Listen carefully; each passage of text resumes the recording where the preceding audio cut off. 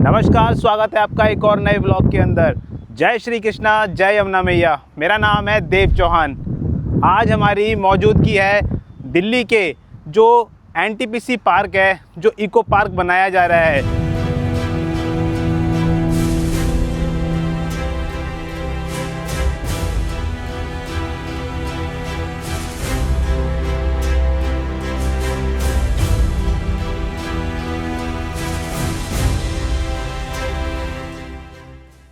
जहाँ पर जो ओखला लैंडफिल है उसका रिसाइकल्ड वेस्ट डालकर और फिर यहाँ पर एक बहुत बड़ा इको पार्क बनाया जा रहा है। आज हम उसके बारे में आपको जानकारी देंगे। मेरे भाइयों के कई डीएम आए थे और कई कमेंट्स भी आए थे कि भाई इको पार्क की एक फुल वीडियो बना के दीजिए। तो चलिए भाई, हम आ चुके हैं दिल्ली के इको पार्क के पास और यहाँ पर आपको जो जो काम हो रहा है वो पूरी जानकारी देंगे, किस प्रकार का ये पार्क बनाया जा रहा है। चैनल पर नए आए हो तो भाई सब्सक्राइब कर लेना और अपने भाई के लिए एक लाइक कर देना। चलिए शुरू करते हैं अपने इस ब्लॉग को और दिखाते हैं आपको एनटीपीसी इको पार्क। यह सिर्फ एक पार्क नहीं बल्कि दिल्ली का नया ग्रीन लंग यानी कि फेफड़ा है। एनटीपीसी इको पार्क को पूरी तरह से एक एस डाइक के ऊपर विकसित किया गया है। यह भारत का नंबर 1 सबसे बड़ा मानव निर्मित जैव विविधता पार्क है। अगर हम क्षेत्रफल की तुलना करें तो यह लखनऊ के जनेश्वर मिश्र पार्क और कोलकाता के इको पार्क से भी लगभग 2 गुना बड़ा है। इस पार्क के अंदर आपको जंगल सफारी का भी आनंद आने वाला है। यहाँ पर आप कई शाकाहारी जानवरों को भी देख पाएंगे। यहाँ की जंगल सफारी आपको शहर के शोर से दूर एक असली जंगल का अनुभव करवाएगी। हिरण, नीलगाय और काले हिरण जैसे जानवरों के लिए यहाँ खुले बाड़े बनाए जाएंगे। साथ ही यहाँ एक विशाल तितली पार्क और बर्ड सेंचुरी भी बनाई जाएगी। जानवरों की मुक्त आवाजाही के लिए पार्क के भीतर कुछ हिस्सों में इको ब्रिज और अंडरपास की योजनाएं भी हैं।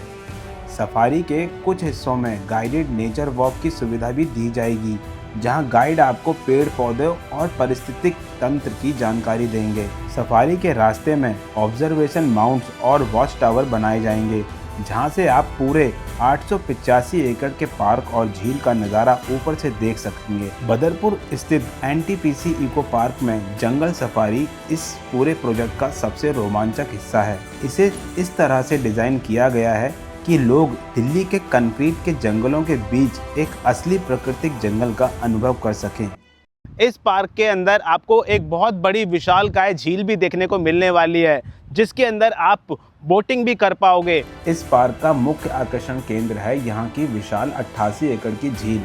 लगभग 2 किलोमीटर के घेरे में फैली यह झील न केवल नौका विहार के लिए बल्कि यहाँ जल शुद्धि के लिए अत्याधुनिक आर्टिफिशियल वेटलैंड बनाए जाएंगे। सीवेज के गंदे पानी को यहाँ प्राकृतिक पौधों के जरिए साफ किया जाएगा, जिससे यह एक आत्मनिर्भर इकोसिस्टम बन जाएगा। अभी फिलहाल हम जिस रास्ते की तरफ खड़े हुए हैं, ये रास्ता आप देख रहे होंगे, यहीं से होकर जो ट्रक है उनकी आवाजाही होती है। जो भी ओखला लैंडफिल का रिसाइकल वेस्ट लेकर आते हैं ट्रक, तो उनकी आवाजाही यहीं से होती है। और फिर इन ट्रकों के द्वारा देख रहे होंगे आपको किस प्रकार की जो ट्रक है यहाँ से आवाजाही हो रही है। तमाम यहाँ से जो मट्टी है वो उड़ रही है। उसके बाद मैं आपको एक और चीज़ बता दूँ, यहाँ पर ये देखिए, यहाँ पर ये जो मलबा पड़ा हुआ है ना, ये जितना भी, तो इसमें से जो सॉलिड वेस्ट है देख सकते होंगे आप, जैसे सड़क वगैरह जो आपका अतिक्रमण वगैरह होता है, उनका जो वेस्ट होता है वो कुछ इस प्रकार का यहाँ पर डाला हुआ है।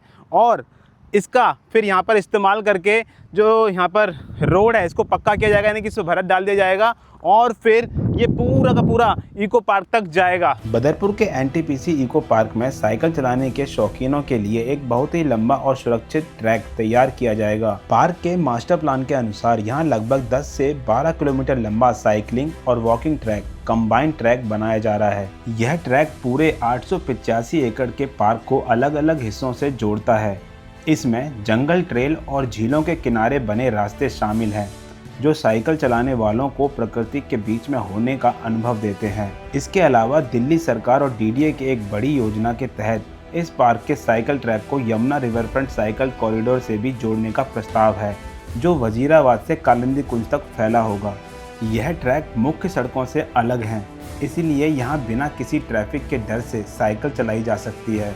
ट्रैक के दोनों तरफ छायादार पेड़ और औषधीय पौधे लगाए जाएंगे, ताकि गर्मियों में भी तापमान कम रहे। पार्क के मुख्य प्रवेश द्वार पर साइकिल स्टैंड या डॉग स्टेशन बनाने की भी योजनाएं हैं, जहां से लोग साइकिल किराए पर ले सकेंगे।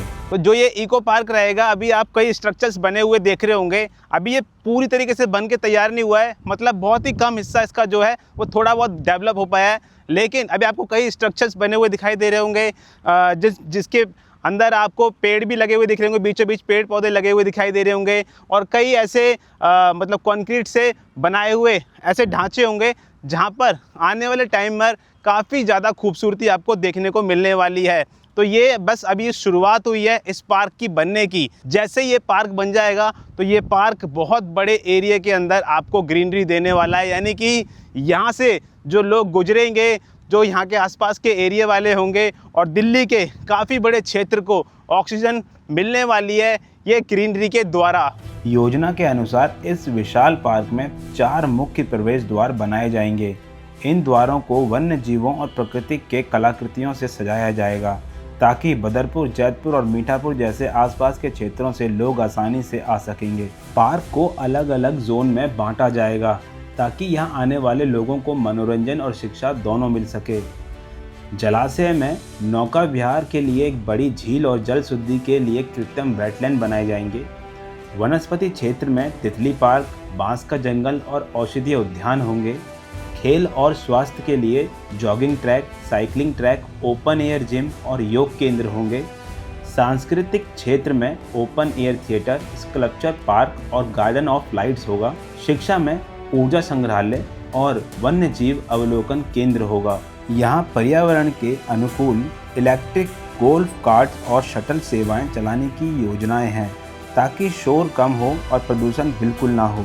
इस पार्क के अंदर अभी कई प्रकार के पेड़ पौधे लगाए भी जा चुके हैं। यहाँ पर मुख्य तौर पर नीम, तुलसी, पीपल और अमलतास के वृक्ष यहाँ पर लगाए गए हैं, और यहाँ पर जो कीकड़ के पेड़ ऑलरेडी पहले से थे उनको भी यहीं पर ही रखा गया है, जिसके कारण जो ये पार्क रहेगा वो एक डेंस वातावरण क्रिएट करने का काम करेगा। यानी कि आप जब यहाँ पर आओगे तो आपको एक डेंस फॉरेस्ट का फील आने वाला है।